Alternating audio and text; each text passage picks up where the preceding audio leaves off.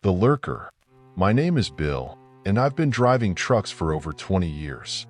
I've seen a lot of strange things on the road, but nothing compares to what happened to me one night in Arizona.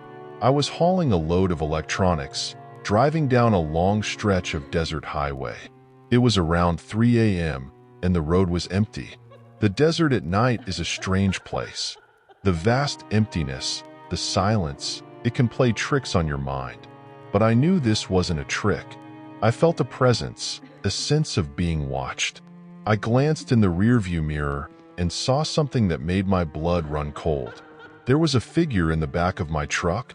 It was dark and hunched, its eyes glowing faintly in the dim light. It was watching me. I gripped the wheel tighter, my mind racing. How had it gotten there? What did it want? I had no answers, only fear. I kept driving, hoping it would go away, but it didn't. It stayed there, unmoving, its eyes locked on me. I decided to pull over at the next rest stop. I needed to get rid of this thing, whatever it was. I found a small, deserted rest area and parked my truck. I got out, my heart pounding, and walked around to the back. The figure was gone. I opened the doors and checked the cargo, but everything was in place. There was no sign of anyone or anything. I started to think maybe I had imagined it, but the fear was too real. I got back in the cab and locked the doors. As I started the engine, I saw it again, in the rearview mirror. It was closer this time, its eyes glowing brighter. It was inside the truck. I panicked and floored the gas pedal, speeding down the highway. The figure seemed to melt into the darkness, but the fear remained. I drove for hours, not daring to stop, not daring to look back. When I finally reached my destination, I was exhausted and shaken. I told the guys at the loading dock what had happened, but they just laughed it off. Desert ghost stories, they said, but I knew what I had seen was real. There was something out there, something that had followed me through the night. I took a few days off to recover, but the fear never left me. Now, whenever I drive through the desert at night, I can't help but check the rearview mirror constantly. I know it's out there, watching, waiting, and I pray that I never see those glowing eyes again. The ghostly passenger. My name is Emily, and what I'm about to share still gives me chills. It happened last winter, during a snowstorm. I was driving home from a weekend visit to my grandparents' house in a small rural town. The roads were slick with ice, and visibility was poor, but I was determined to make it home that night. It was around midnight, and the highway was empty except for my car. The snow was falling heavily, and the only light came from my headlights cutting through the darkness. I was driving slowly, my hands gripping the wheel, when I felt a sudden drop in temperature inside the car. I shivered and turned up the heat, but the cold persisted.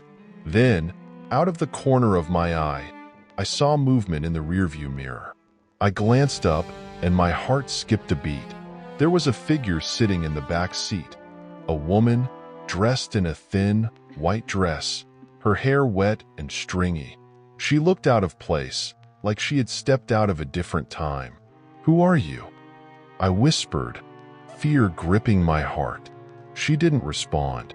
She just sat there, her eyes staring straight ahead, unblinking. Her skin was pale, almost translucent, and she looked impossibly cold. I could see her breath, misty and faint in the dim light. I kept driving, too scared to pull over. "Are you okay?" I asked, my voice trembling. The woman slowly turned her head to look at me. Her eyes were filled with sorrow and something else, something darker. "Help me," she whispered, her voice barely audible over the sound of the engine. I didn't know what to do. My mind raced with questions. Who was she? How did she get in my car? Why did she need help? I wanted to help her, but the fear was overwhelming. "How can I help you?" I asked, trying to keep my voice steady. She didn't answer. Instead, she reached out a hand towards me. It was cold, icy cold, and as her fingers brushed my shoulder, a wave of fear washed over me. I gasped and swerved the car, narrowly avoiding a ditch. "Please, just let me go," I pleaded, my eyes darting between the road and the rearview mirror.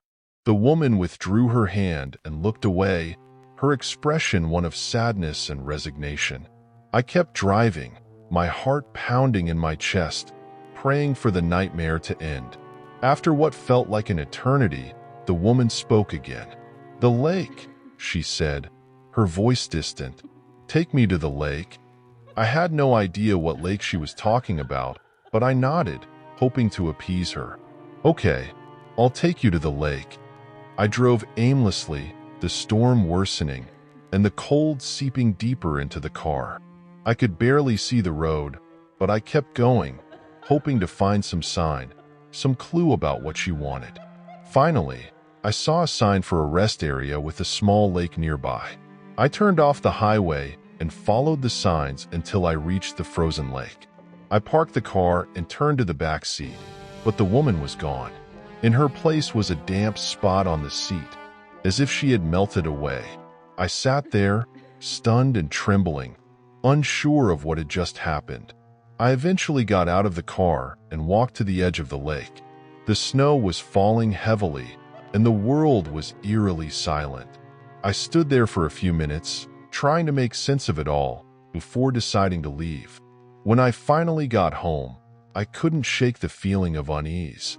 I researched the area and discovered that a woman had drowned in that lake many years ago, during a winter storm. She had been trying to escape her abusive husband and had sought refuge on the icy lake, only to fall through the thin ice and perish. The experience left me deeply shaken. I couldn't stop thinking about the ghostly woman and her plea for help. I avoided that stretch of highway and the lake for a long time, haunted by the memory of my ghostly passenger. Even now, I sometimes glance in the rearview mirror, half expecting to see her there, staring back at me with those sorrowful eyes.